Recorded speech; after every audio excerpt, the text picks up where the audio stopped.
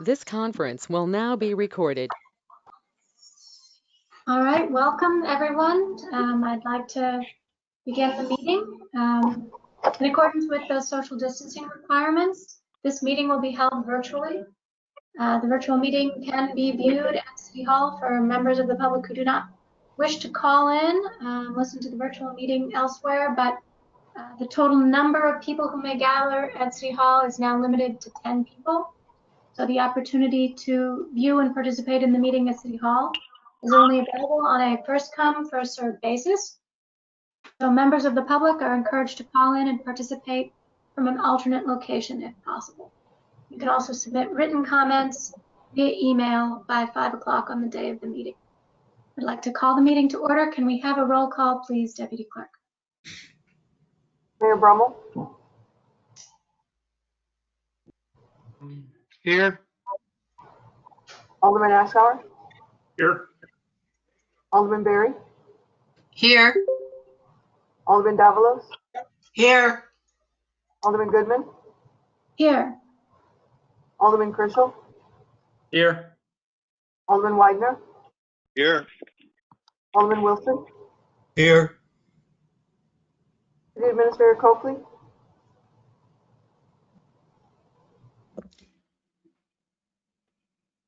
City Administrator Coakley? You in the mic. I can't hear He's you. here. I see him. He is here. Assistant Administrator White? Here. Finance Director Dahlstrand? Here. Police Chief Toronto? Here. Deputy Public Works Director Kugler? Here. Administrative Services Coordinator Morgan? Here. Clerk Larson? Here. And Deputy Clerk Rivetti. All accounted for. Treasurer Bronner. Yeah, the treasurer. Oh, Yes, I'm here. sorry, he wasn't on my list. Thank you. Very sorry, Larry. Our treasurer Brunner is here. All right, now is the time we perform the Pledge of Allegiance. I'd like those of you who are listening at home to please say it along with me silently. I pledge allegiance to the flag of the United States of America and to the republic for which it stands, one nation, under God, indivisible, with liberty and justice for all. Thank you. All right, we move on to citizens' comments, and we begin with anyone who's present at City Hall. Has anyone come to speak in person? No. Okay. Next, if anyone is on the phone who has called in and wishes to speak, please announce yourself with your name and address.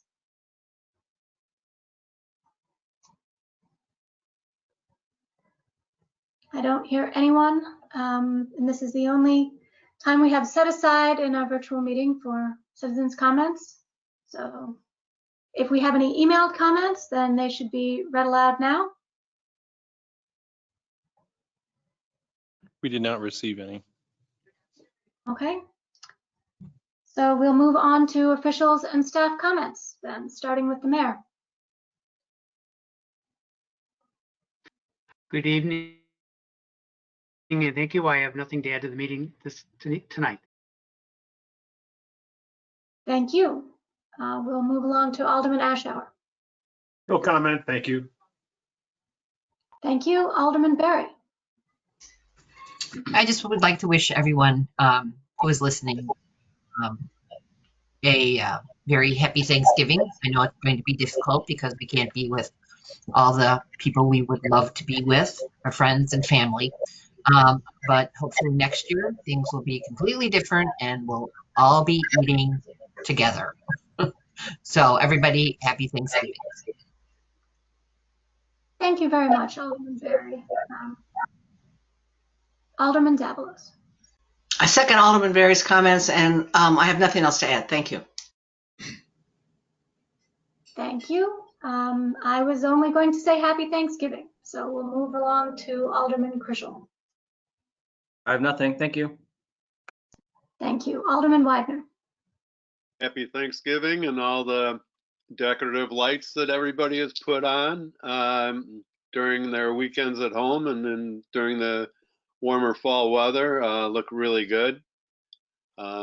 Earlier than usual, but they all look really good. Thank you. Yeah, it's nice to see some lights in the darkness, isn't it? Thank you. Alderman Wilson. No comments, thank you. Okay. That concludes officials and staff comments. Unless there are any other staff members who wish to make a comment at this time, please speak up. Okay, I don't hear any, so we'll move to the business of the meeting, starting with agenda item number 1, which is the consideration of the city liability insurance renewal for calendar year 2021, and we will go to Administrative Services Coordinator Morgan. Thank you. Good evening. Presented to you this evening is the city's annual insurance renewal for the 2021 calendar year. This renewal all currently held property, liability, workers' compensation.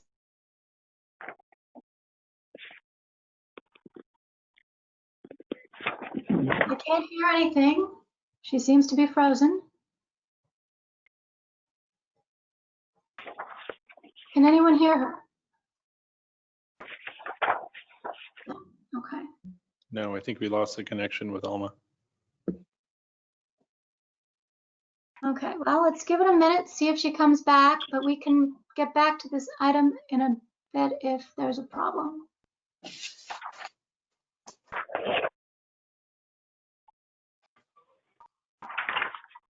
Are you there?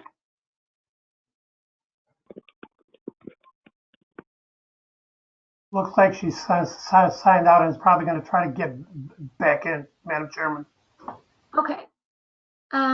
Let's move to item 2 and see if she comes back. Well, yeah, okay, let's go ahead to item 2 and see if she comes back.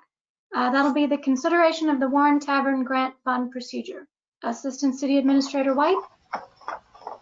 Thank you. In February, the council directed staff to develop a procedure to consider future funding requests for the Warren Tavern maintenance and upkeep, separate of the hotel tax. Sorry about that. It's Alma. I'm back on. I had to turn off my camera to reduce the interference. Okay, Assistant City Administrator White, let's hold on this and go back to item number 1. I think we can hear Alma and it's all right. Let's go back to item number 1. Thank you. Thank you. Sorry for the interruption. All right. Please continue, Alma. Calendar year, the renewal includes all currently held property, liability, workers' comp, and liability coverages, and reflects a total premium of $447,709. And I'm happy to say that the cost of the renewal is an overall 5.94% decrease from this year's 2020 rate of $475,997. The decrease is due to competitive marketing of the policies by the city's insurance broker, Arthur J. Gallagher, and largely due to Brit, the current year carrier, being sold in October. Additionally, our workers' comp carrier, Illinois Public Risk Fund, has reserved just over $10,000 in grant monies for the city to use for safety-related equipment, training, and programming. And while this grant is approximately $1,800 less than last year's grant, it is still a very proud accomplishment. The grants are partially calculated on previous year claims loss ratio, and fewer claims actually equate to lower grant monies. So this further attests to the strong commitment to safety and risk management practices by all city staff. Lastly, staff continues to utilize the concepts we learned from participation in the IPRF Highly Enhanced Loss Prevention Program that we took part in 2019. And included this evening with your agenda backup material is a letter from the city's consultant, Ethan Selsinger, further explaining the renewal quotes, the loss trends, and the fall market update. Staff does recommend acceptance of the renewal quote for the noted coverages. And at this time, I am happy to answer any questions. Thank you. We'll see if there are questions, beginning with Alderman Ashour. Just one in the second paragraph. There's the sentence is fewer claims equate to lower grant monies. Should that be the opposite of that? Fewer claims equate to higher grant monies? No. No, actually, that is correct. When I spoke with the broker, it's basically the grant monies are available to help municipalities that are struggling with keeping their loss ratio low. So if the loss ratio, I'm sorry, with a higher loss ratio. I'm sorry, I'm misspeaking. So the fewer claims that we have, then they feel that this grant money needs to be allocated to municipalities that need it, that need to bring down that loss ratio. So Warrenville actually improved its loss ratio in this last year. We had fewer claims at a lesser cost, and therefore the grant monies were reduced slightly. But in turn, our renewal for the year was also down over $28,000. And that's because of the safety and risk management practices that everyone is practicing. Thank you. And from a price standpoint, it makes sense. I can remember in past years, maybe a couple of years ago, when our prices increased. The grant increased as well to sort of help offset some of that cost difference to the city. And I feel like that's part of the reason they do it that way, but maybe that's just my interpretation. All right, Alderman Barrett.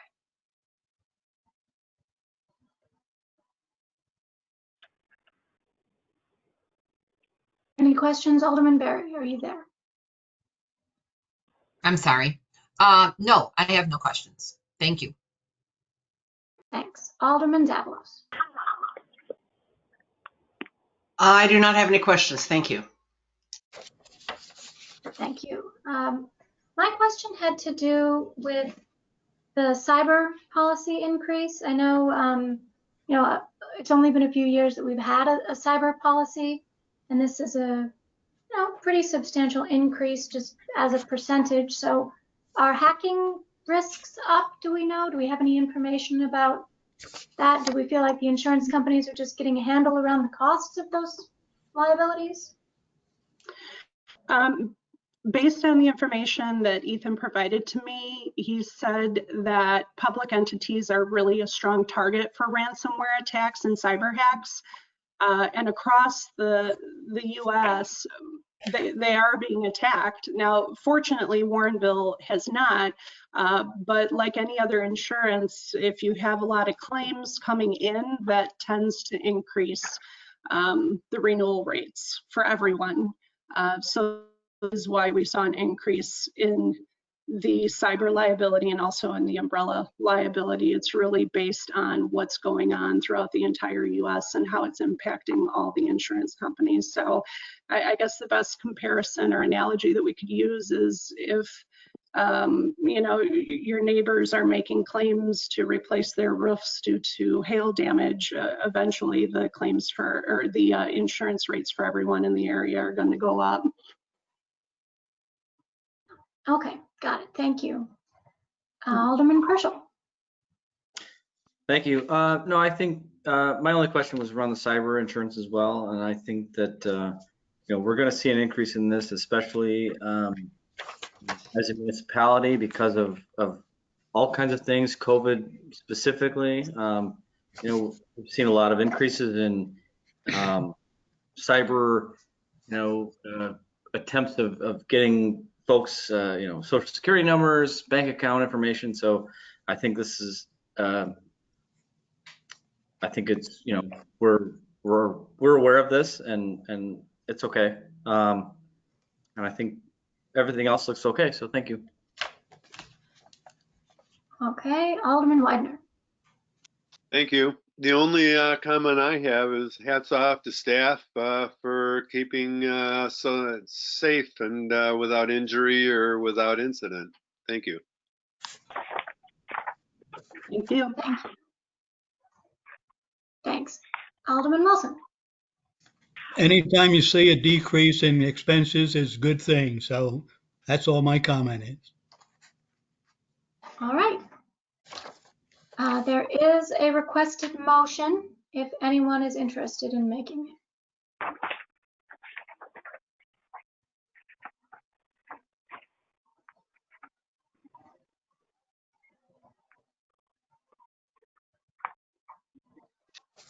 Alderman Davalos. I would like to recommend the City Council accept a renewal quote for the city liability and workers' compensation insurance coverages for calendar year 2021 from Arthur J. Gallagher and Company in the amount of $447,709. The chair seconds. Second, Alderman Berry. Or second by Alderman Berry. That's good. Let's have a roll call, please, clerk.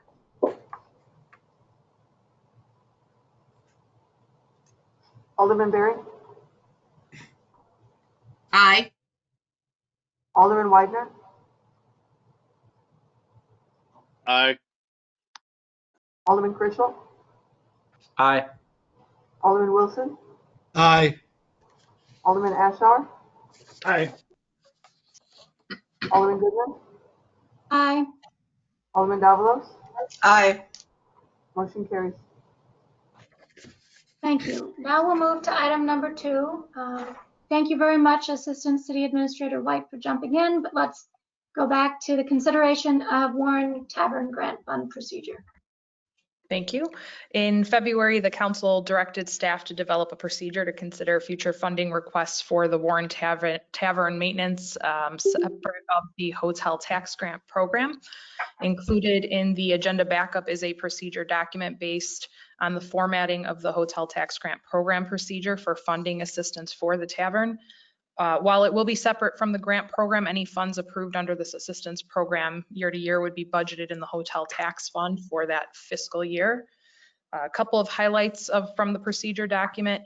The tavern would have to submit their request for funding annually by January 5th with a budget specifically covering maintenance, repair, and improvement costs associated with the upkeep of the tavern building. Quotes and other substantiating documents would need to be attached with that request.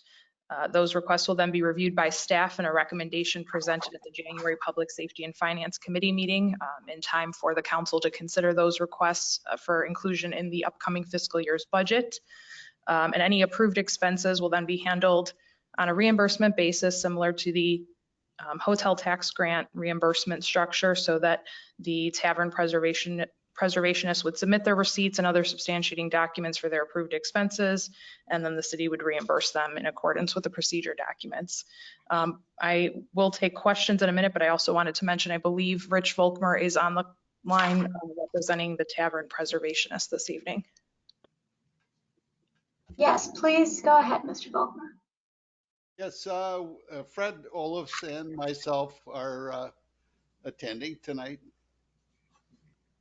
And I guess we should express our appreciation to Christina and the staff and the city council for adopting this new procedure. It's much preferable to past practice. That's great. All right. If there are any questions for staff or for Mr. Volkmer or Mr. Olafs, let's go through the council in order, beginning with Alderman Ashour. My only question is, I'm looking at the draft, and at the end, there's section M, and it talks about exterior repairs, improvements, roofing, siding, landscaping. And then down on the bottom, it says generally decorative enhancements or beautification improvements will not be eligible. And how do you distinguish between the two? N seems like it's kind of redundant or unnecessary. It's going to be approved and looked at anyway. So it seems like it's hard to separate exterior improvements and landscaping from decorative enhancements and beautification improvements. They would seem in many cases to be the same thing. I think this probably addresses, we put in requested funding for small fences last year, and that was denied on the basis of being decorative rather than maintenance item on the building. So personally, I don't see the harm in decorative aspects, but if that's the will of the council, we, I guess, have to live with that. All right, Assistant City Administrator, do you have any other thoughts on that?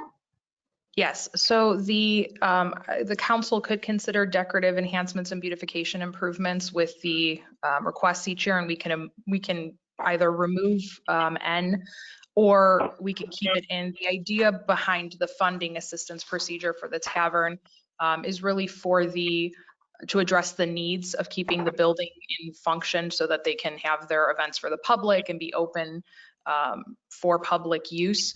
So it wasn't, the initial purpose as we drafted this was not for beautification or aesthetic enhancement so much as it was to address the infrastructure of the building and the foundational issues of the building. But we can certainly add those elements if the council would like to review them on a case-by-case annual basis, and we can remove section N. Well, in that case, I guess we should ask for the fencing again this year. Okay, well, we'll see what the council decides to do with this, but Alderman Ashar, was that everything? I'm sorry? Was that everything? Did you have any more comments? Those are my concerns. It would seem that decorative enhancement could be a door that's more of a period style door than a slab door, as an example. They could be considered a decorative enhancement, but it's also something that is more in character with what they're doing. So that seems like and doesn't seem like it should apply. That it should be done on a case-by-case basis. Okay, thank you. We'll go to Alderman Berry. I can understand why N is in there, having been on TAC. All the items under M are things that need to be done to keep the Warren Tavern operating. Decorative enhancements and beautifications, if they decide that they want to change the draperies in one of the rooms, that's really not a necessity of keeping the building in operation. That would be something that would be considered a decorative enhancement.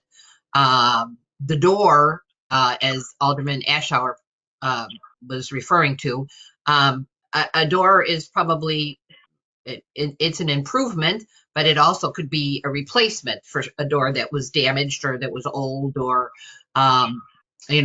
it needed to be replaced. So depending on what kind of door they were purchasing, I think if they were buying something that was a period door that worked with the age of the building, then that would still be okay under section M. And it wouldn't be a decorative enhancement because it was necessary to have a door. But at the same time, it would need to be period related. So I can understand they can always come forward just like everyone else does when the TAC looks at the grants, and they can request something.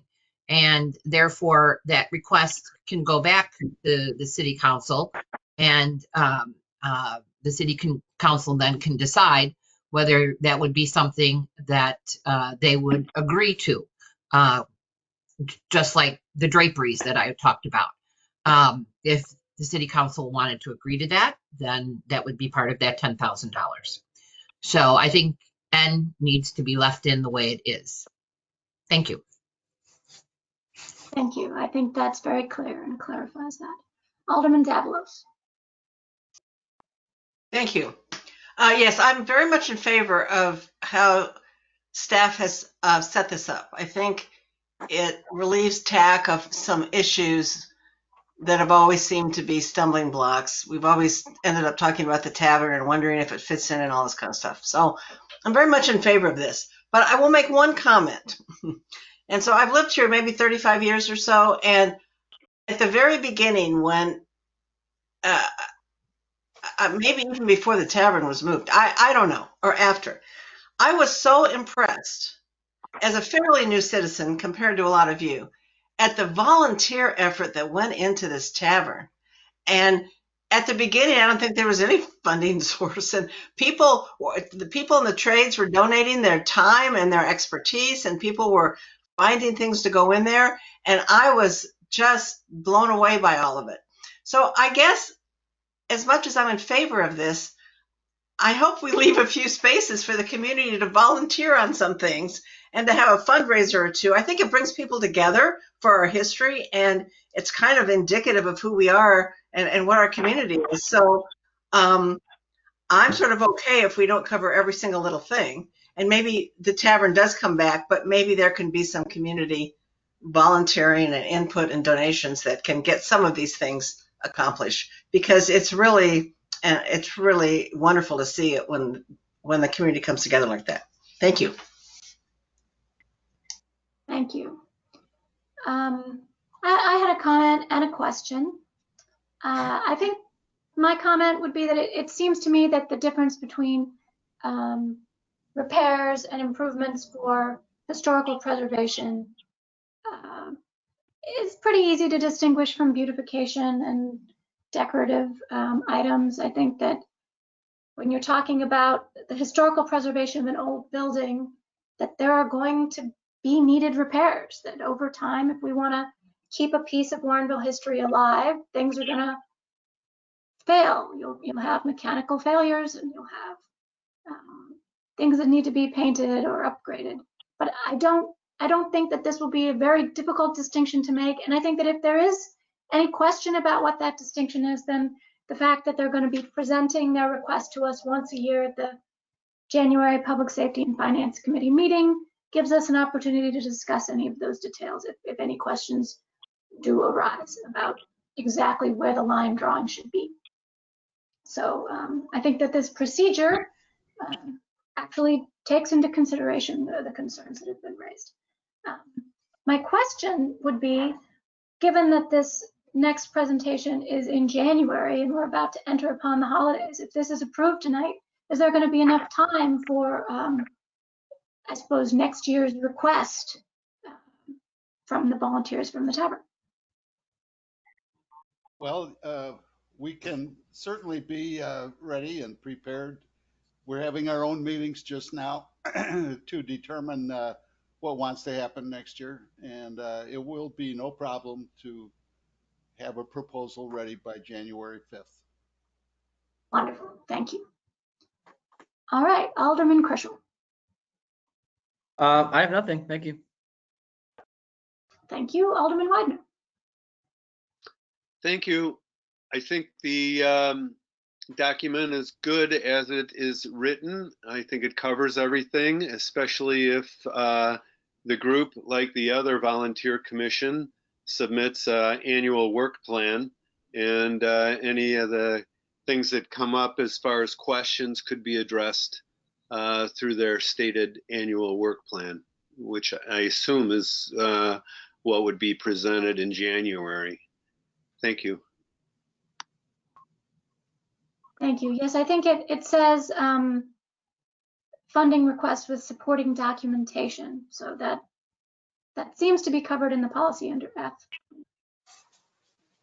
I know all the other volunteer commissions is part of their business practice, create a work plan of things that they anticipate doing in the coming fiscal year. And that also provides an opportunity for them to seek funding on the special work projects that they plan on doing in the next fiscal year. So I think it could all work rather well. Thanks. Thank you. Any comment, Assistant City Administrator White? Yes, the work plans that Alderman Widener is referencing, he's correct that those are required of the boards and commissions, but those are city boards and commissions. We don't typically require work plans from any of the grant recipients or funding assistance recipients. So that would be something different than what's envisioned in this procedure. Okay, but if they had plans for what work they were going to do, then that could be sort of kind of the funding request and what their work is, even if it's not necessarily formatted or quite the same as our specific city boards and commissions. Yeah, so staff is working on an application document similar to what the grantees are required to submit every year in September.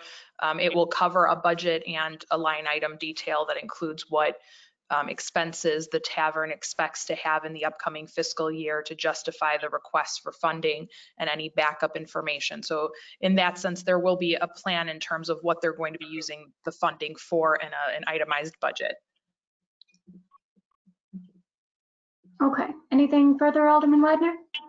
Yeah, I would just encourage a work plan, because if they have any stated events or anything that is going to be put on the calendar or the city calendar, it would be a way of knowing about it in advance and being able to market it, and also prepare any kind of city support, parking, extra enforcement activity or anything like that that would go along with it. So I would just encourage an annual work plan of items that they're not only going to request from a financial standpoint, but also a work plan of what their activities might be in the upcoming fiscal year. I just encourage it.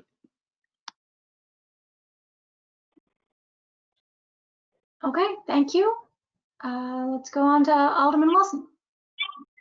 Just two comments, and that's, I think section F takes care of the having the request in January. It states that in F. And L also covers new expenses that were not previously approved. So pretty much catches it coming in and gone. So I think it's well written the way it is, and I encourage it. Thank you. Okay, would anyone make the motion?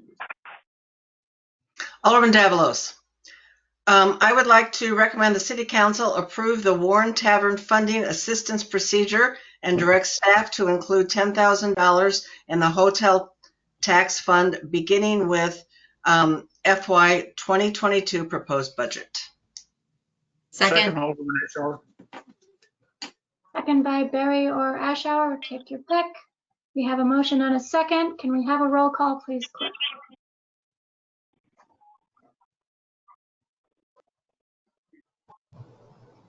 Alderman Chrisell, Aye. Alderman Wilson, Aye. Alderman Berry, Aye. Alderman Goodman, Aye. Alderman Davalos, Aye. Alderman Widener, Aye. Alderman Ashour, Alderman Ashour. Aye. Thank you. Motion carries. Thank you. All right, we'll move on to item number 3, the discussion of the draft fiscal year 2022 citywide work plan. And we'll start with Assistant City Administrator White.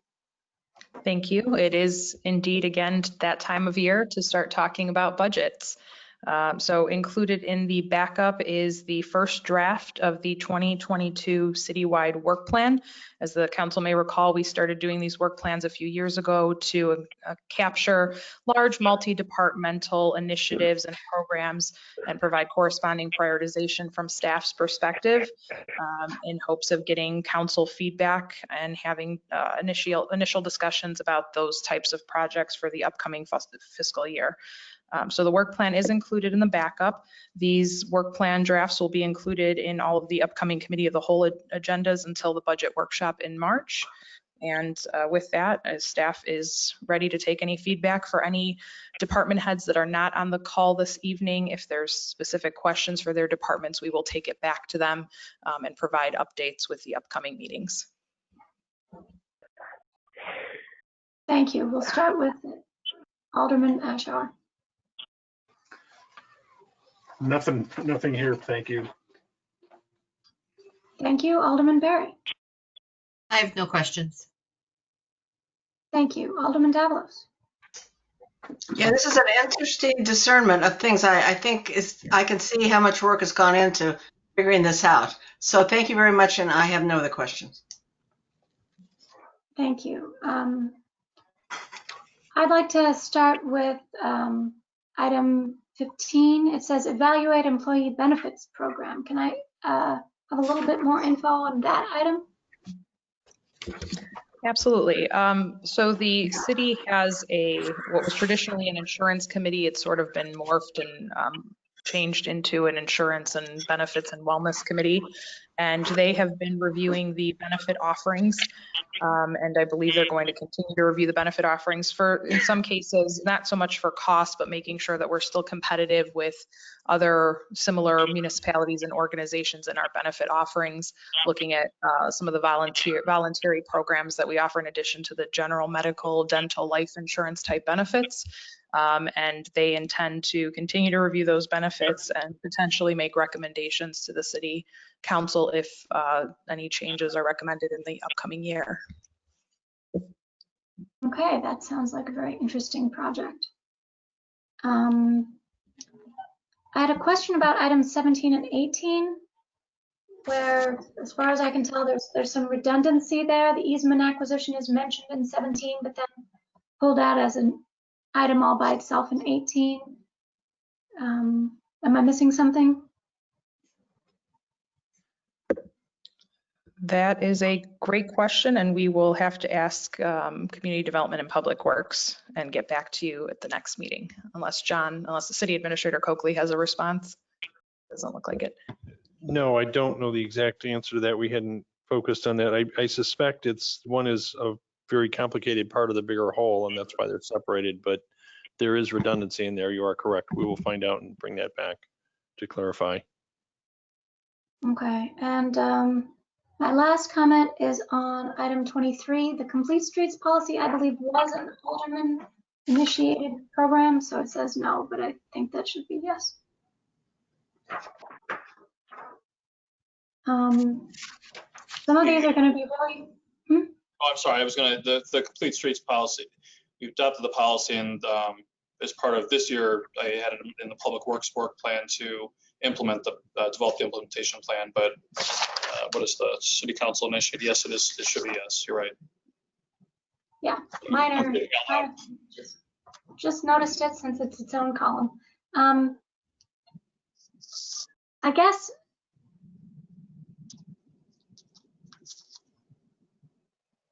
in tier 3, I know we often put things in tier 3 that we don't necessarily expect to have finished in this fiscal year, but the police body camera program has a completion date listed of July 2021.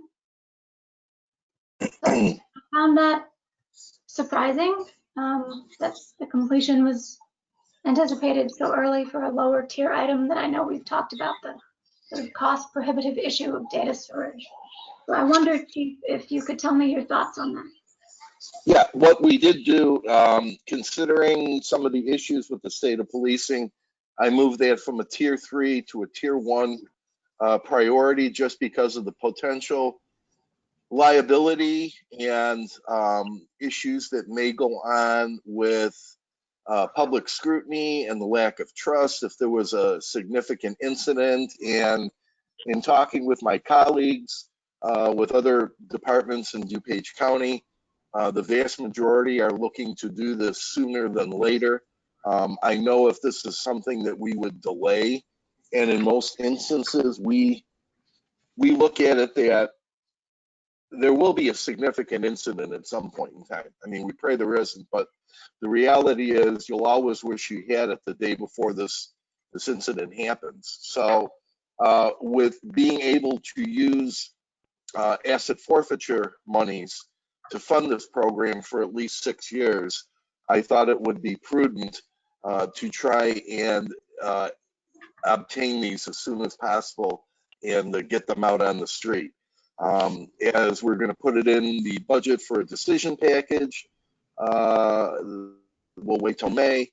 We've been in consultation with some vendors, and we'll probably do a test program if it's approved for 30 days, and we'll go from there. But I would like to get these out on the street by June or July.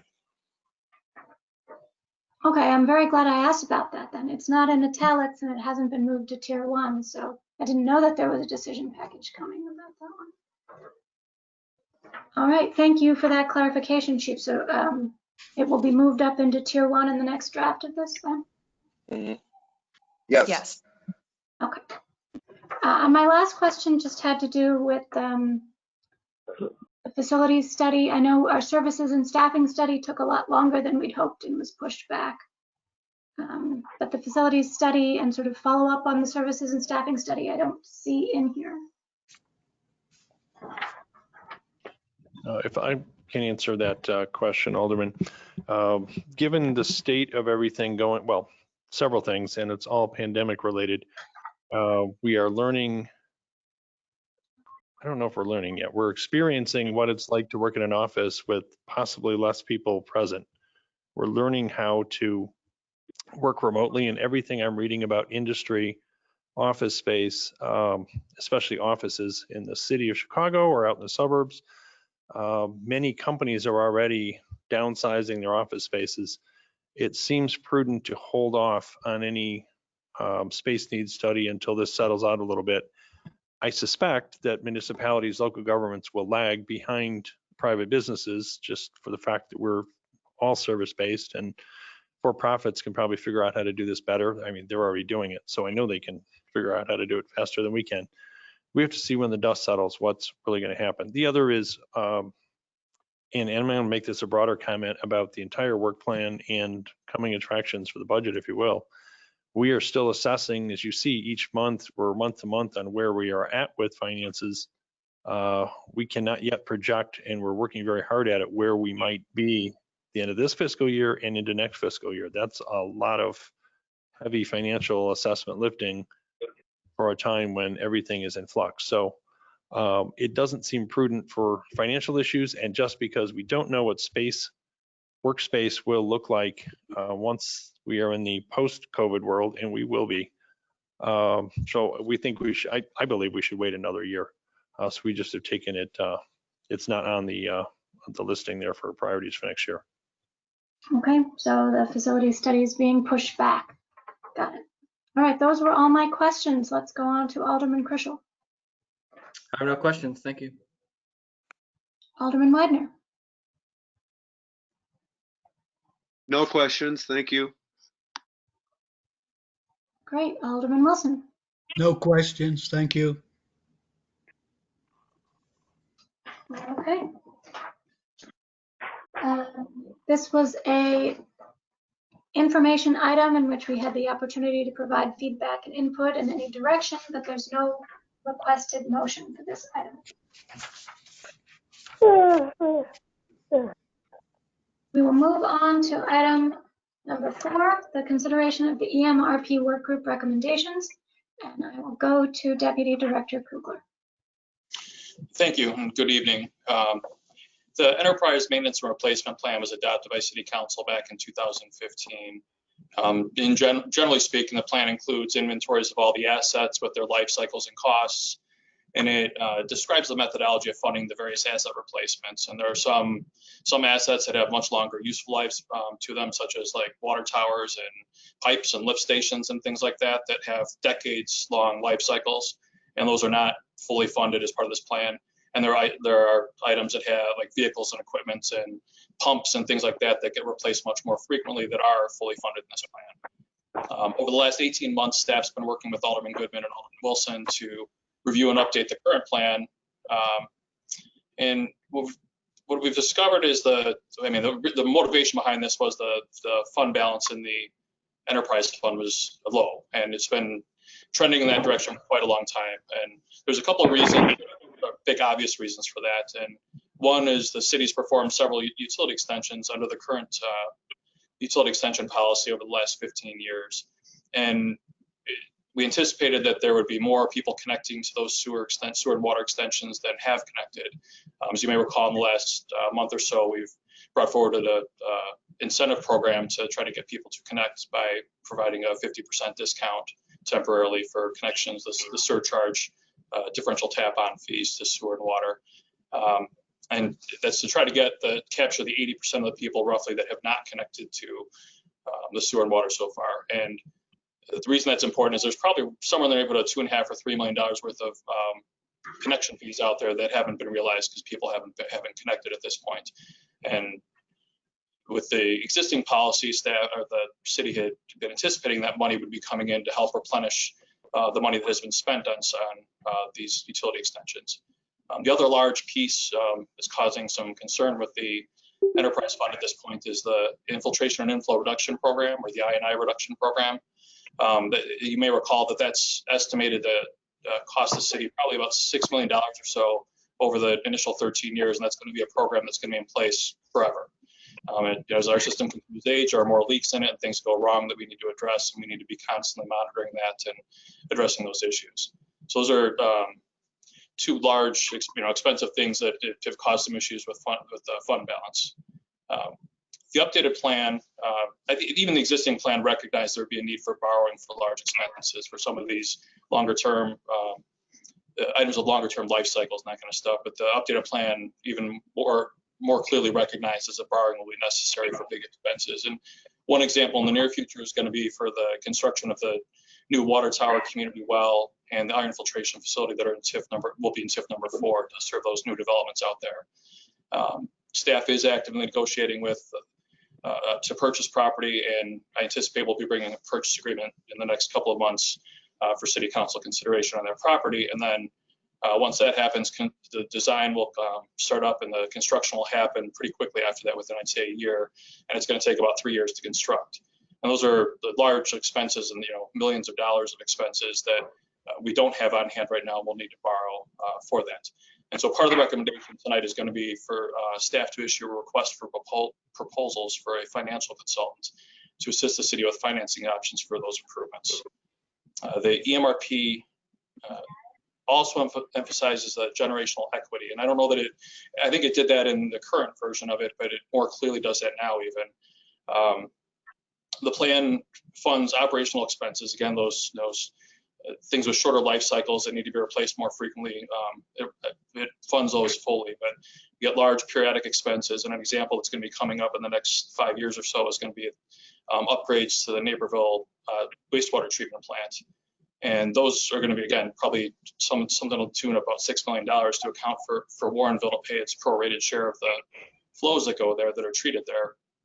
And under those circumstances, that's an appropriate time to borrow for that large expense, and then that the users at that time, the current users at that time, 5 or 6 years from now, whenever this occurs, would then be paying the appropriate fees to service the debt on that borrowing moving forward, because they're the ones that will be receiving the benefit from those improvements at that time.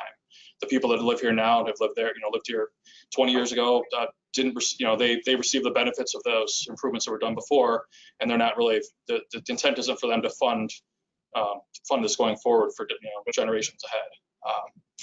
A couple of other things were updated in the EMRP. The asset inventories with their associated costs and their life cycles of the different items that were in there. We've captured some of the new developments and the new, the sanitary sewer, the manholes, the lift stations, water maintenance, and those type items. The I&I reduction program and its associated expenses are now included in the updated plan too. One of the items that staff expanded upon in the existing plan, there was a 5-year look ahead at expenses. Staff's expanded that to be a 10-year look ahead for expenses. So we've tried to capture all significant projects for sure, but even some of the smaller expenses, replacing pumps or replacing filter media in some of our iron filtration facilities and things like that. We map that out over the next 10 years, and we're anticipating that every year we'll update that, so it's always a 10-year look ahead. You're always getting a 10-year window into the future, so finance and public works can work together and evaluate cash flow and what's expected and how that might affect the rate structure in the coming years. The group did create a new extension policy to replace the old one.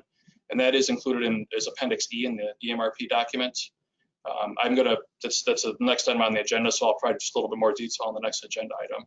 But at this point, I'd be happy to take any questions. All right, I want to first say that this was a lot of work and that I really appreciate your work on this project, Deputy Director Kugler, as well as Finance Director Dahlstrand, City Administrator Coakley, John Satter, and of course, my fellow Alderman Wilson, who has been a member of this work group for months and months, well, years really, but we've been reconvened now for several months. And I think anyone who spends time looking through the level of detail in the report that's been produced and the different appendices will see how much work really went into putting all of this together, not just the updates, but the changes to draft in some pretty significant policy ways, as well as just updating inventories and expected lifetimes. So thank you very much to the staff and the officials who worked on this. And let's go now through the Alderman for any questions and comments. Alderman Hoshauer.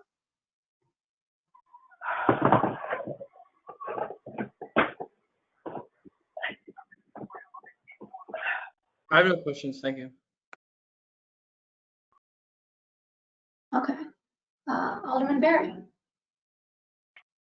Yes, I just want to say thank you. This is really a very extensive report. To tell you the truth, I really didn't even get through the whole thing reading it. But the summary is quite good. But the report is amazing, and I want to thank everybody who worked on this for all your time and effort. It's a very valuable piece of information. So thank you. And it's also right at this time, I really don't have any questions right now. Thank you. Thank you. Alderman Davalos. Thank you.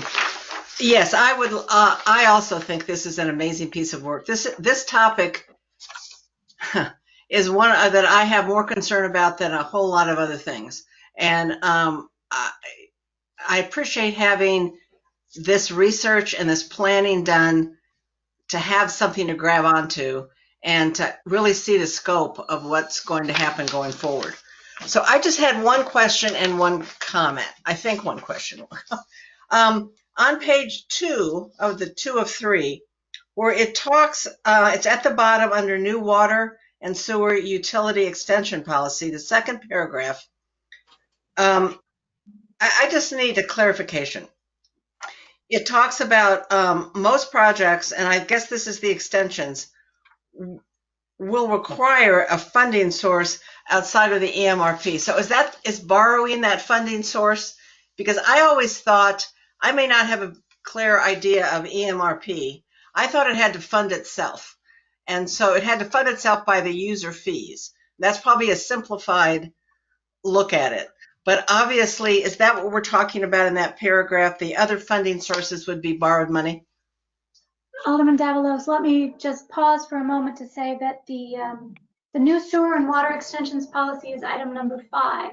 And I think Deputy Director Kugler said he'd be talking more about the extensions policy specifically when we get to that in a minute. There are several pieces, and I guess his memo addressed kind of all of the pieces at once, item 4, item 5, and item 6. And I think it's certainly fine if you answer the question now, but I just want to be aware we're taking these items one at a time. And currently we're on item number 4, but please go ahead, Deputy. Okay, all right, no, it's fine. It's fine. I can ask it later. Thank you. I'm sorry. No, oh, don't have it off.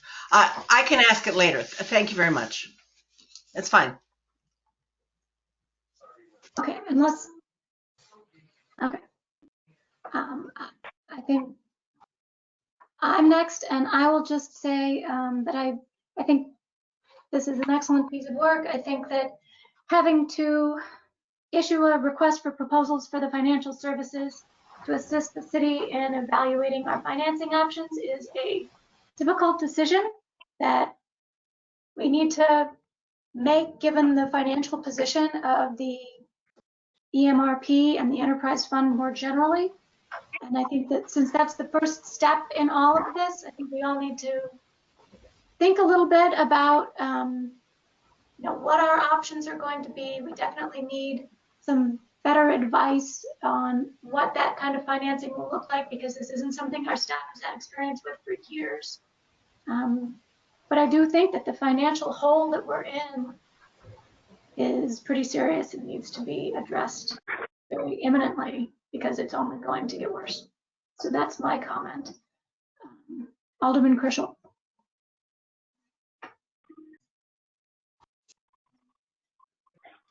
No, I'm good. I have no questions.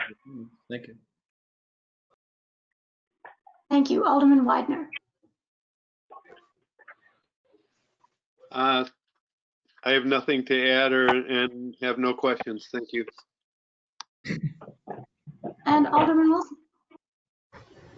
I just want to thank so much the staff. We've got a fantastic staff that we were able to work with, and it was our privilege, my privilege, to work with them. It's not an easy task, and it involves so many levels of financing and input and expert, and talking about the new residents that we're having moving into Warrenville. So that's just, it was a pleasure for me to be a part of this, and I thank staff for their undue work for them to give us all of these numbers. Thank you again. Okay. Moving ahead, we just want the motion for item number 4, and then we'll go back to staff for further discussion on this subject when we get to item number 5.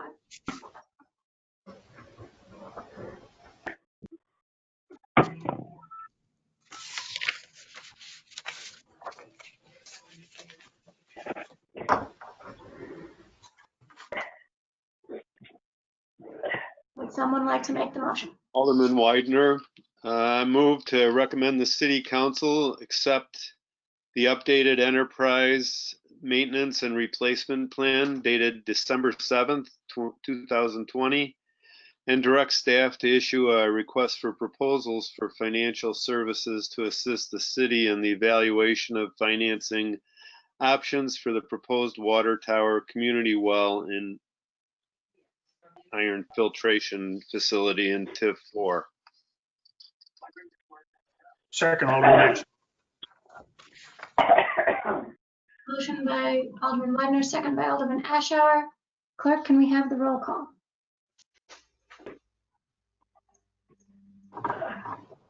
Alderman Ashour? Aye. Alderman Goodman? Aye. Alderman Widener? Aye. Alderman Wilson? Aye. Alderman Berry? Aye. Alderman Davalos? Nay. Alderman Krischel? Aye. Motion carries. All right, let's go back to Deputy Director Kugler for item number 4, item number 5, sorry, which is the consideration of the new water and sewer extensions policy. Thank you again. As I discussed with the previous agenda item, the new policy is Appendix E in the EMRP document. And again, the extensions right now are somewhat automatic. I mean, they're not entirely automatic, but when an area that doesn't have sewer and water extended to it comes up for resurfacing, we're usually anticipating that and then try to coordinate a sewer and water extension project with the road resurfacing project. Given the fund balance or lack of fund balance in the enterprise fund, this policy doesn't have that going forward. Rather, we're going to be considering each of these extensions on a case-by-case basis, and the vast majority of them will require a source of funding from outside of EMRP. And I guess I could address Alderman Davos' question as part of this. The TIF number 4, water tower, community well, and iron filtration, those will all be TIF eligible funds. So that it's just right now the TIF is not generating enough funds to pay for that currently, just cash on hand. And those improvements need to be done very soon. So we would need to borrow short term to be paid back with the intent to be paid that back with TIF 4 funds once it's generating enough funds to pay for that in a positive fund balance. But there are, potentially there could be developers that pay for extensions with, if there's a development going on nearby. It could be, it could potentially be if there's a demand for it, a special service area or something where residents kick in for it.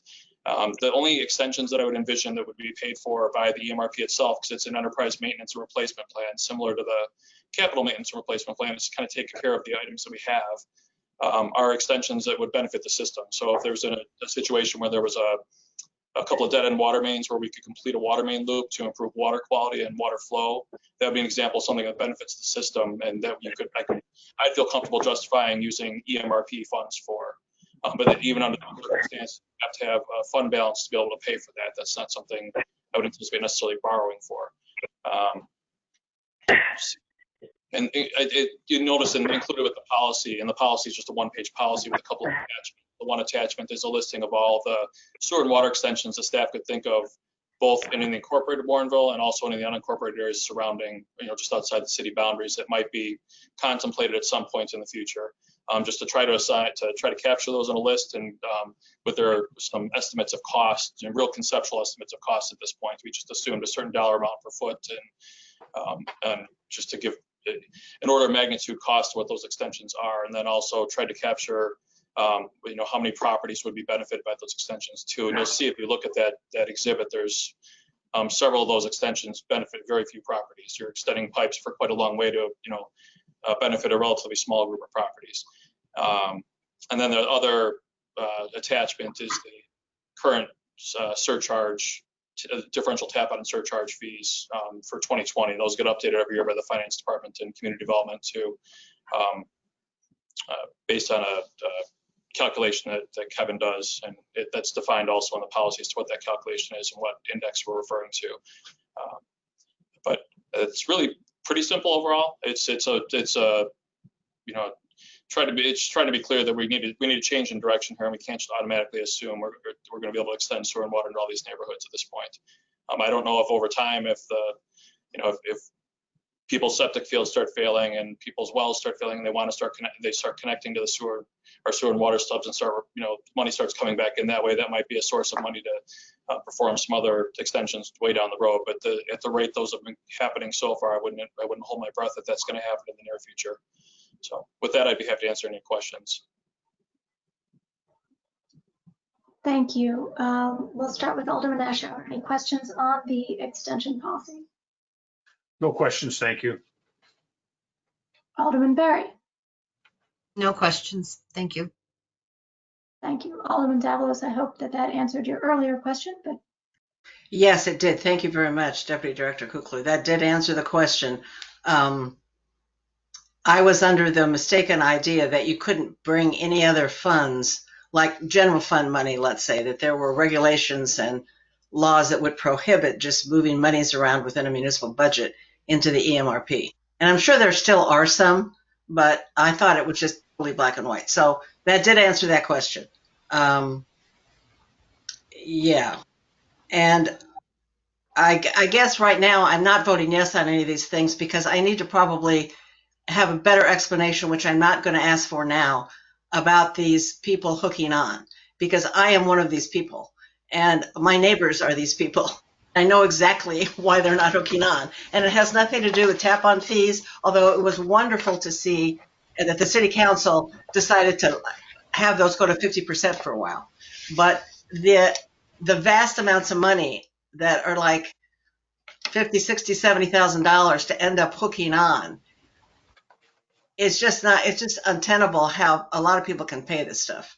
So someday I'd love to have a discussion about, are there creative ways, and I don't have the answer whatsoever, and maybe the EMRP did talk about this kind of thing and just isn't in this report, because I think it is really discouraging, and it's going to be a problem if we can't get people to hook on. So that's why I'm really in favor of this part of it. We shouldn't build it if they're not going to come.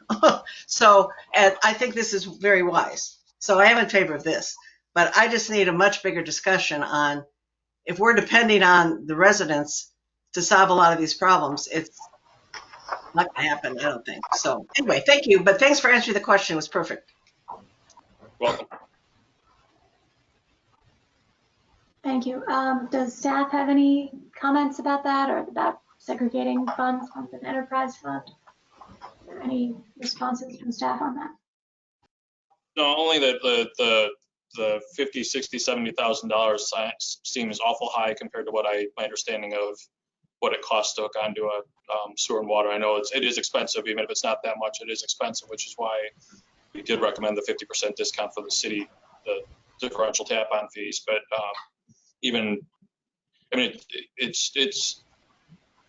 I'd like to talk to you separately, maybe to find out why you believe, or why your neighbors believe that it does cost that much money, because I haven't heard. I mean, going back to dealing with Mike Smith, John Satter, and throughout all this, I've never heard of numbers that high. So.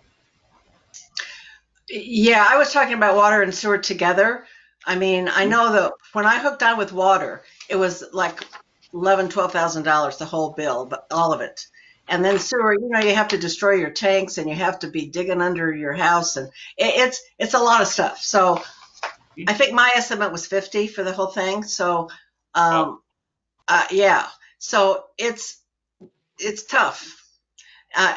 So anyway, that's all I'm just saying, is that it's a little bit more complicated sometimes. So I just think we need to creatively think about this, or anyway, that's all. Thanks. You're welcome. Madam Chairman, this is Finance Director Dahlstrom. I would like to be involved in that discussion as well, because those numbers that Alderman Davalos has are nowhere near what we've charged for sewer charge figures over the years. So I'd be very much interested in having in being a part of that discussion as well, because I think there's a whole lot to be discussed there. Yeah, and I'm not talking about the hook-on fees. I mean, I'm including that in the estimate, but I don't think, considering everything, those are unreasonable. I don't. It's all the other parts that, and not every resident, but a lot of residents, it's hard to turn around that sewer line. It's the biggest thing. And anyway, but yeah, so it'd be great to have a discussion. Thank you. Madam Chairman, I'd also like to address the issue of funding within a given fund. Please go ahead. The borrowing that we would do would be strictly water and sewer borrowing. It would not be a general obligation bond of any kind. That's not the point of what we're looking for. All these would be water revenue bonds would be the most likely target for those, and those would be within that fund, and it's absolutely allowable for what we would try, we would be trying to do, and what we would be trying to go out and borrow to do. So that's absolutely allowable. Thank you, Finance Director Dahlstrom. And now we'll go to City Administrator Copeland. Thank you. I was going to go back a little bit to what Alderman Davalos is referring to. I think she's clarified it a little. The staff is talking about the city costs and the city surcharges and all, and I know she's well aware of that. What Alderman Davalos is referring to, for any public that's watching, or the alderman, there's also private costs. It depends on your circumstances, because we run a sewer or water pipe up to your property line, and then the resident has to pay the rest of the cost to connect, put all the underground system in, and with a septic field. You're absolutely right. Of course, you know that. I've never, well, I haven't in decades had a septic field, so. But you're familiar with those costs and what your quote would be. You have to take care of all those costs to meet all the health requirements and all. In some cases, or probably many cases, with those septic fields, the sewer the pipe goes out the back of the house, where the septic field is possibly the side of the house. Now you've got to repipe it through your house to the front of the house, because that's where the street is, where our system is. So there's just some other factors that aren't city costs. These are private costs. And also, you have a bigger lot, which are, larger lots are beautiful in town, but that's a lot further from the street, so there's a lot more distance, et cetera.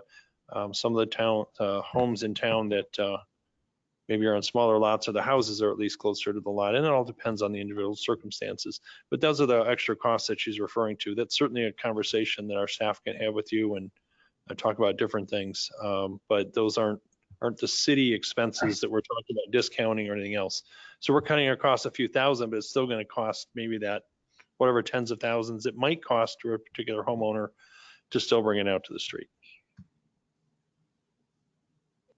Thank you. And just to sort of take this back a little bit to what we're discussing tonight, we're not discussing tonight whether to change the city tap-on fees. That policy has already passed. The policy that we're talking about now is for new sewer and water extensions by the city to additional parts of town where they don't already exist. And the reason that we're bringing forward this change and the reason that the EMRP work group decided we need to modify the city policy is because the city was building, in our opinion, a lot of extensions out to areas of town where people weren't paying to connect, and that the remaining parts of town where we would need to expend this money to extend the water and sewer, if we left the policy, if we do not pass the item on tonight's agenda and leave the policy as it is, then we'll be paying taxpayer dollars to build a lot more of these sewer and water extensions under our current policy, and possibly not have people tapping on and using it. And that would cost a lot of money that we don't think is a good use of our enterprise fund. All right, so Alderman Davalos, if there's nothing else, I will move on to Alderman Krischel. I am good, thank you. All right, Alderman Weidner. Appreciate the effort. I don't disagree with any of the format. I just think that this is going to be, as we encourage, well, I guess this is off topic, but as we encourage other citizens to explore the tap-on fees and discounts, I think it's going to be kind of a counseling session similar to what we were discussing with the alderman's situation, and that because I think a lot of people are going to be confused by the proposal and will need to have it explained to them in detail in order to see the advantages of hooking up. Thank you. Thank you, and Alderman Wilson. I have no further comment. Thank you. All right, then all I need is a motion. Alderman Ashour, I'd like to recommend the city council approve a resolution replacing the water and sewer utility extension policy and process with a new water and sewer utility extension policy. Second, Alderman Krischel. Thank you. We have a motion and a second. Can we have a roll call, please, clerk? Alderman Berry? Aye. Alderman Goodman? Aye. Alderman Weidner? Aye. Alderman Krischel? Aye. Alderman Davalos? Aye. Alderman Ashour? Aye. Alderman Wilson? Aye. Motion carries. Thank you. We'll move on to item number 6, which is related to the previous 2 items. We will again go back to Deputy Director Kukler, and the topic is consideration of the fiscal year 2022 water and sewer rate increases. Thank you. Currently, Finance Director Dahlstrand is working with some new software that models the revenues and expenses in the enterprise fund, and it gives it's giving a pretty good look at like what the long-term rate structure should be. And I know the last couple of years we've had some pretty significant rate increases. I know this current fiscal year was 10% for each the water and the sewer rates, and it's clear in just the preliminary look at the modeling that Kevin is doing that we're going to have multiple years of aggressive rate increases are going to be required to kind of get us where we're at, and that needs to happen sooner rather than later. Otherwise, it gets just that much more difficult to catch up down the line. I know at a later meeting, Kevin is going to bring forward a discussion about the longer-term rate structure and increases, and he's going to provide a demonstration of what that software can do. But he did demonstrate it for Alderman Goodman and Alderman Wilson, as well as the rest of the staff, and it is really pretty cool software, and it is really pretty effective to show you, effective when he brings it forward to show you what the benefit of, increasing rates earlier and that allow for smaller rate increases longer term. But for this year, we're recommending a 10% water rate increase and a 20% sewer rate increase. And I think the primary reason the sewer rate increase is more is the I&I reduction program is an expensive endeavor, and that again, it's works out to be like $600,000 a year, and that's not something that was included in the funding for the enterprise fund to this point. So with that, I'd be happy to answer any questions. Thank you. We'll start with Alderman Ashour. No questions. Thank you. Alderman Barry. I have no questions. Thank you. Thanks. Alderman Davalos. Yeah, I don't really have any questions, but I guess there's, so maybe this is what Director Dahlstrom is going to do. So if we're going to do this every year, we probably, because I talk to people about this a lot, pertinent to the other comments I made. There's people that have water and don't have water on my street. Same for sewer, but mostly they don't have sewer. And so knowing that these rate increases are happening every year, you just kind of want to know with the planning what maybe is anticipated.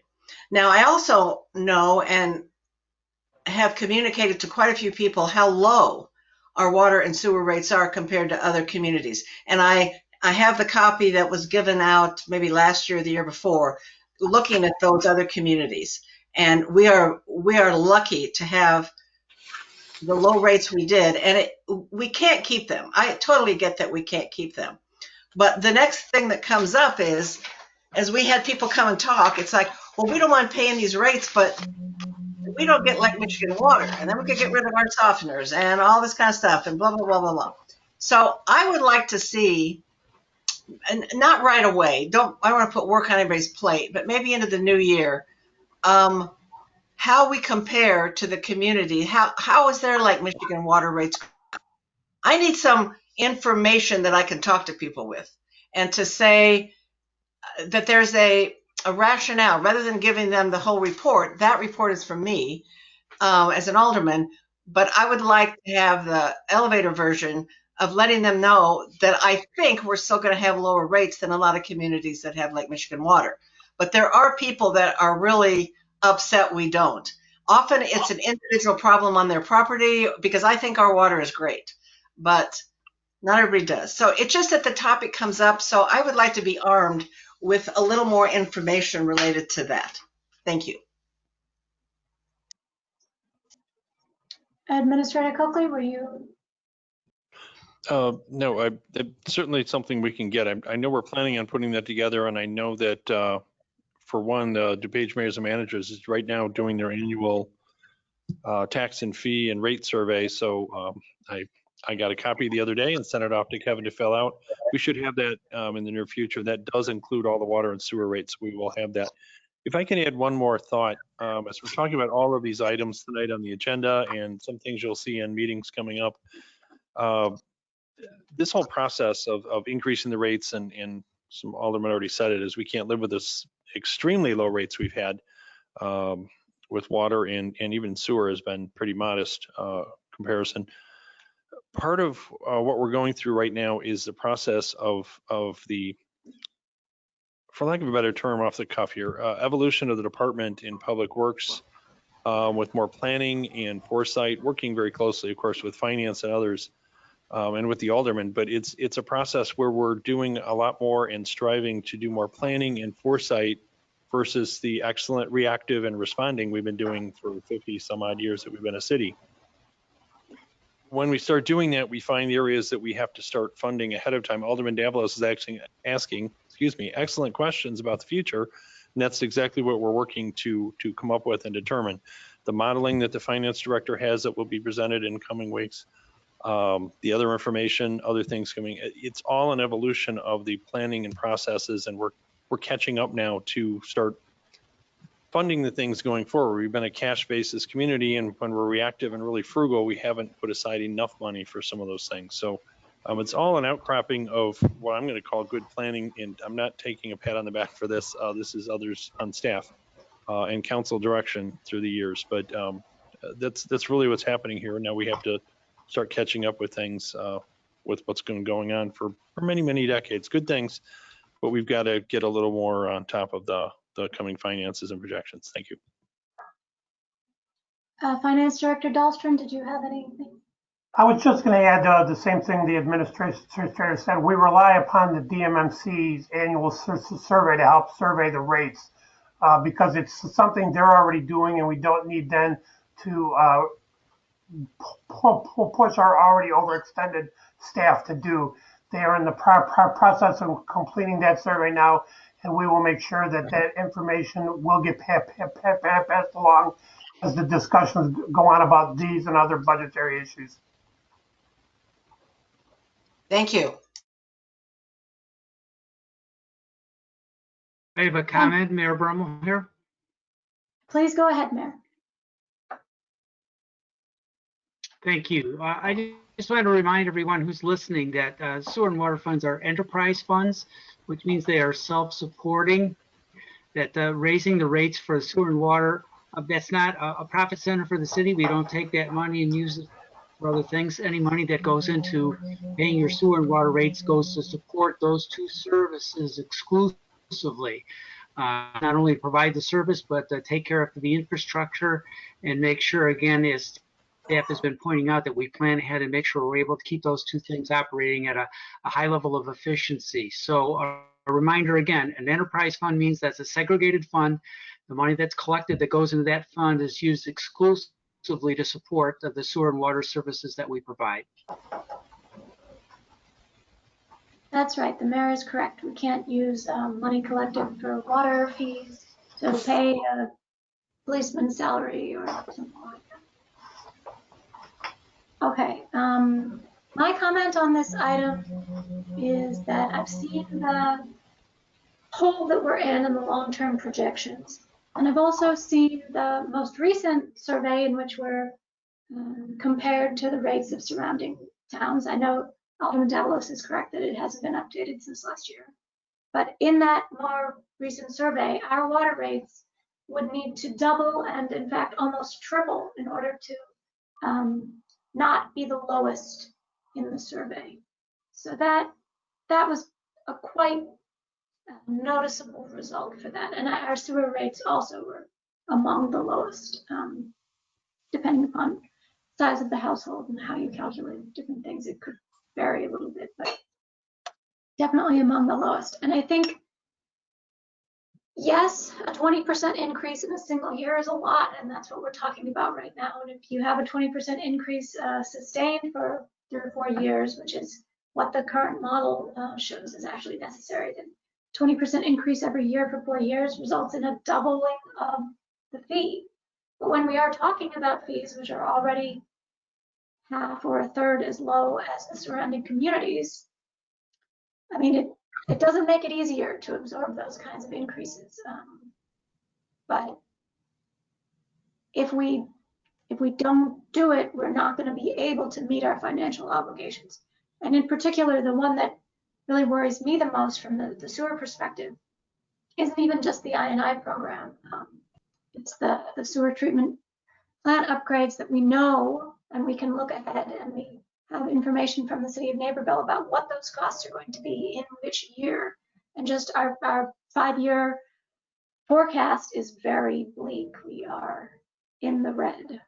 It's all well and good for staff to try and state it diplomatically and say that our fund balance is very low. In my opinion, our fund balance is effectively negative. We know we are going to owe a lot more money in those years than we can pay. And if we don't start raising the rates right now, we will not be able to pay it. We will not be able to finance it. It will be impossible. It's going to be difficult enough starting from the position we're at right now.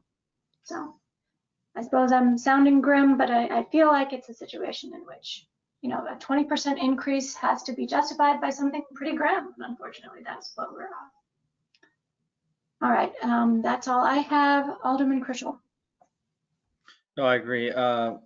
We have to raise rates, right? I think it's, we're all aware of that. I think this makes sense. I'm good. Thank you.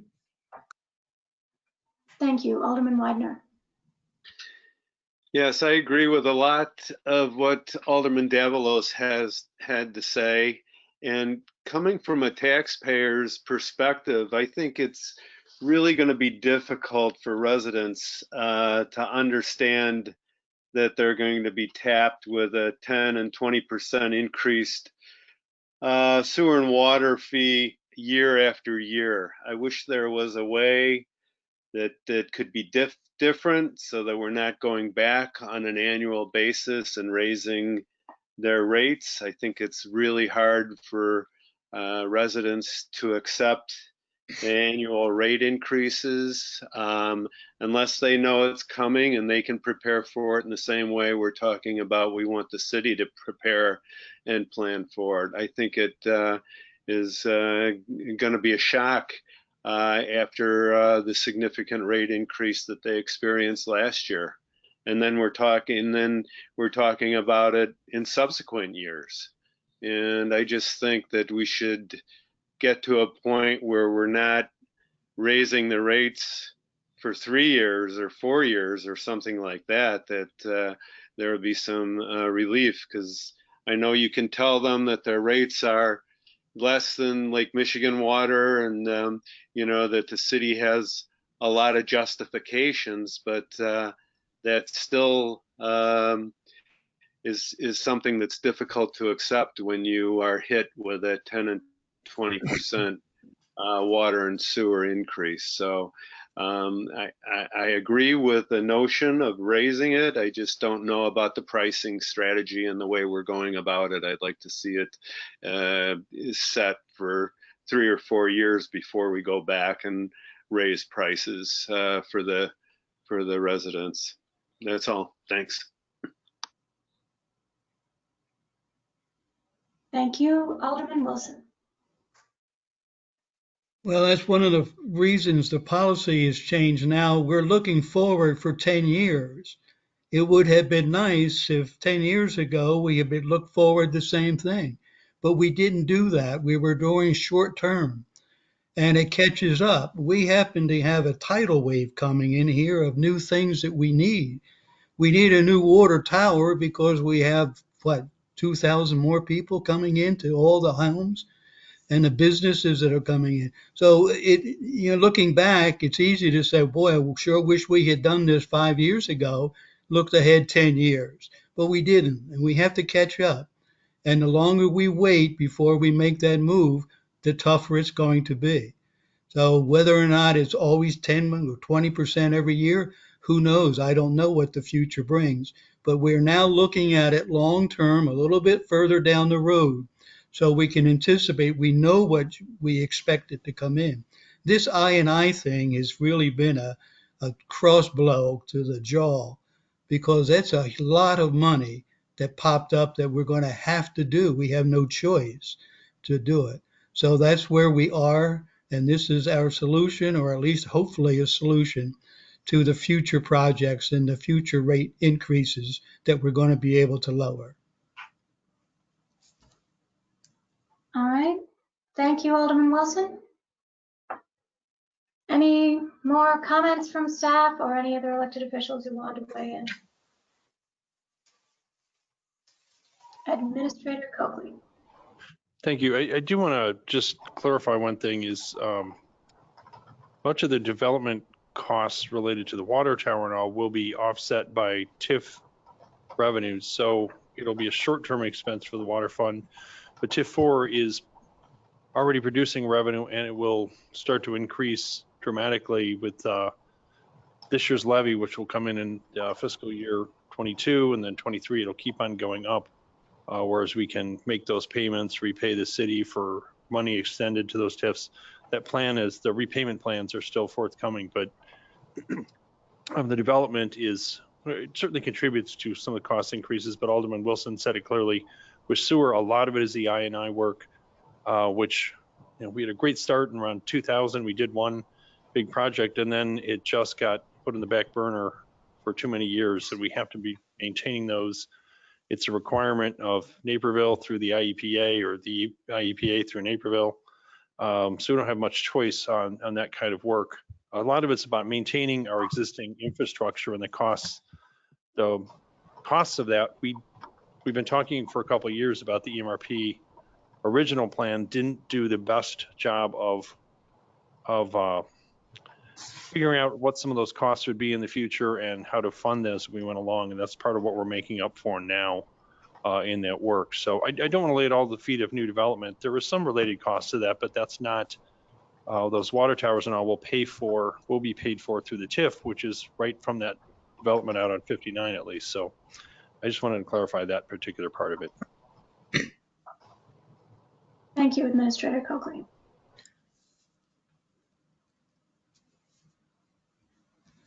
If anyone is prepared to make a motion, then that would be great.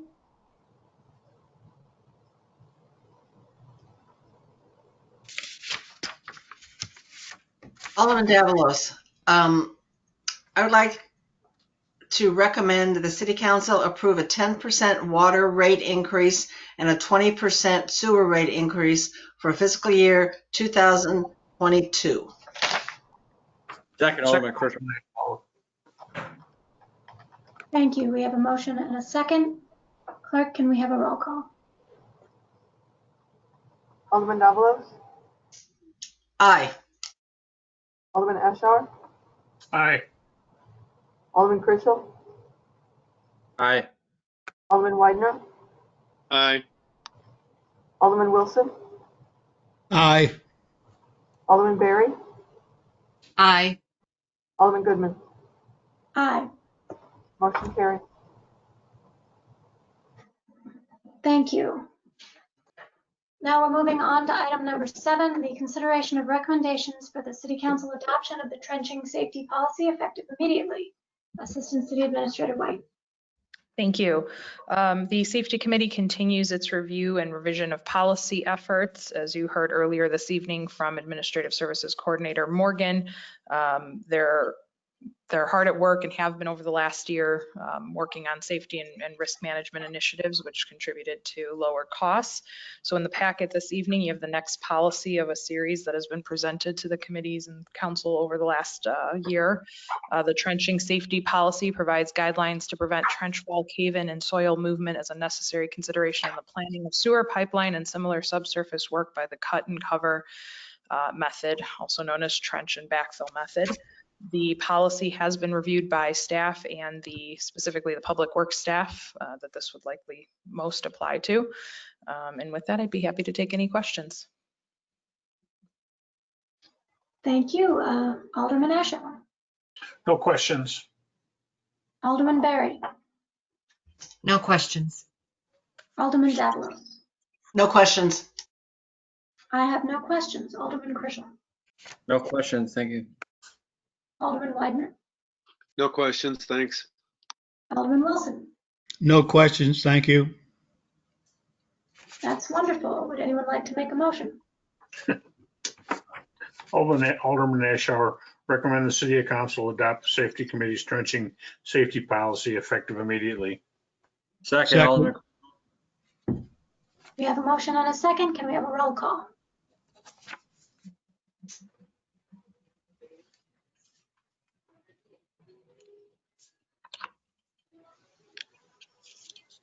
I'm sorry, who seconded the motion? I think it was Alderman Critchell. Thank you. Alderman Berry? Aye. Alderman Widener? Aye. Alderman Critchell? Aye. Alderman Wilson? Aye. Alderman Ashour? Aye. Alderman Goodman? Aye. Alderman Davalos? Aye. Motion carries. Thank you. Moving on to item number 8, the consideration of an agreement for information technology services with All Information Services, AIS. Again, Assistant City Administrator White. Thank you. Our contract with All Information Services, commonly referred to as AIS, for IT services expires December 18th of this year. Because of their knowledge with the city's network and infrastructure and operations, we are recommending waiving the bidding requirements from a security and continuity of operations standpoint, and requesting the committee consider a 24-month agreement with AIS for IT managed services, which would take the term of the agreement to December of 2022. They have held the annual cost of the current agreement, which is $96,000 or $8,000 per month for managed services. This includes 24/7 support remotely, as well as 2 dedicated days on site for anything that we need for them to be here on site with technicians that are dedicated to us. This contract does not include special project and upgrades, which are quoted and billed separately. And I'd be happy to answer any questions. Thank you. Alderman Ashour. No questions. Alderman Berry. No questions. Alderman Davalos. No questions. My question is, I saw a server upgrade on the work plan. Do we anticipate working with AIS for that? And do we have, we're going to go out to bid? I mean, what are your thoughts? We will be working with AIS. We're working to secure a quote and put together a decision package, which will be presented in the budget. That would be project work that would be separate of the managed services project. But again, because of their knowledge of our network, it makes sense for them to participate in that work. Okay, and we feel that they've been doing a good enough job and that they'll do a good job with the server replacement and have competitive costs. Yes, we did reach out to staff in the different departments before we negotiated this new contract that's in the packet to get feedback, and by and large, the agreement was that they are doing a good job. They're very responsive to needs. That's good to hear. Thank you. Alderman Krishel. 2 questions. One regarding, so we just talked about the cyber insurance policy. So is AIS fully involved with that particular piece of it? So if we have an incident, are they the one, or are they the ones contracted to, make sure that we have full engagement? So they are not specifically involved with the insurance renewal aspect of it, but they are our contracted IT service. So if there was a breach of security or we needed to back up to a previous evening's backup of our files in our network, they would be the ones doing that work, and that is part of their service. Okay, that actually answers the other question too, so I'm good. Thank you. Okay. Great. Alderman Widener. No questions. Thank you. And Alderman Wilson. No questions. All right, that's great. Any motion? Alderman Davalos, recommend the City Council waive the competitive bidding requirement and approve an agreement with AIS, Information Services, for a 24-month term at the annual rate of $96,000. Second, Alderman Ashour. We have a motion and a second. Can I have a roll call, please?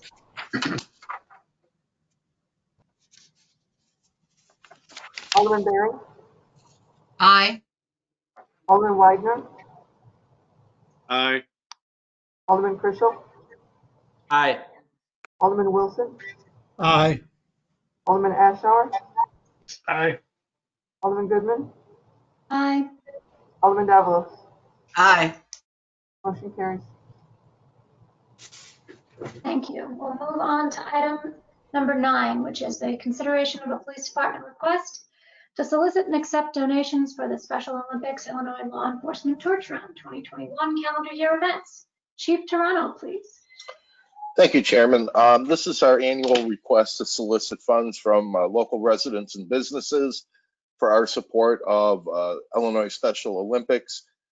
There were events that were canceled last year, such as Cop on Top and our Law Enforcement Torch Run. And I don't know if they'll be occurring this year. However, there have been plans to do these virtually by providing links, which we can put on Facebook and distribute so that people can make donations that way if they would choose to do so. and all of these donations go directly to Illinois Special Olympics. Thank you. And for anyone who might be listening, if you can make a donation payable to Special Olympics Illinois, there's information in the packet. You can make that donation by mailing it to the police department. Attention Sergeant Komar for the Special Olympics Illinois, is that correct? Yes, that is correct. Wonderful. Thank you. Alderman Ashour. No questions. Alderman Berry. No questions, thank you. Alderman Davalos. No questions. I have none. Alderman Krischel. No questions, thank you. Alderman Widener. Thank you. No questions. And Alderman Wilson. No questions. Thank you. We do need a motion on this one.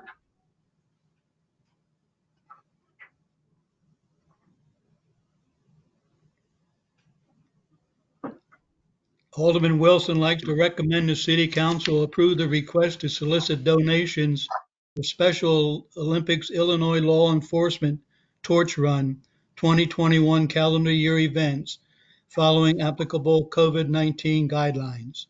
Second, Alderman Krischel. We have a motion and a second. Can I have a roll call, please?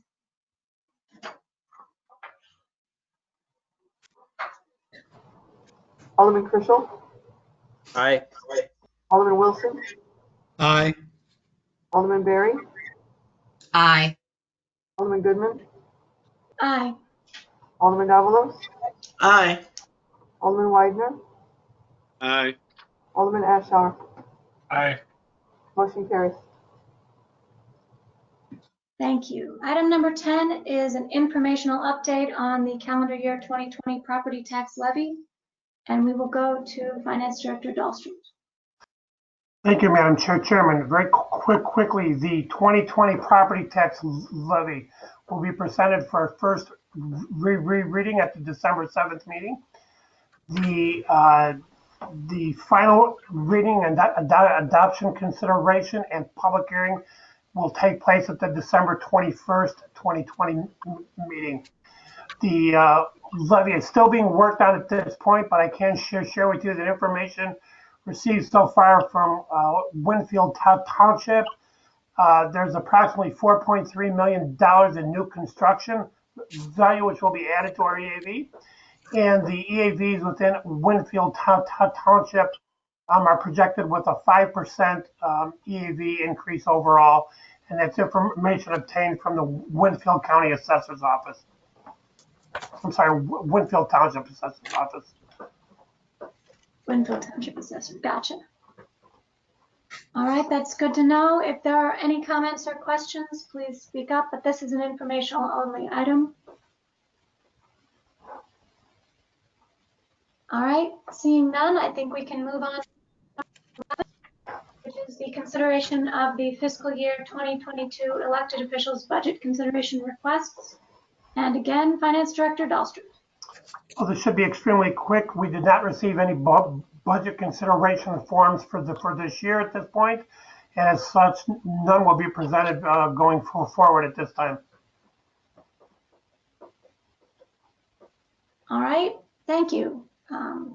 Any questions or comments? Nope. All right, seeing none, I'll move on to item number 12. Informational updates on the Administration, Finance, and Police Department fiscal year 2021 work plans and decision packages. This again is an FYI. That information is in the backup, and if there are any questions or comments on those, please speak up now.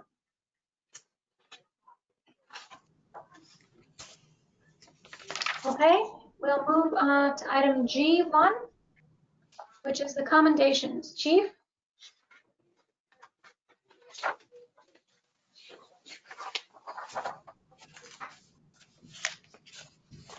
Thank you. We did have, I believe, some notices of appreciation from citizens for the work that was done by our officers, and I have nothing else. Thank you. Thank you, Chief. That's great. All right, we don't have any closed session tonight, so all I need is one more motion. Alderman Christian moves to adjourn. Second, Alderman Ashour. Thank you. We have a motion and a second, and we do need a roll call, please, clerk.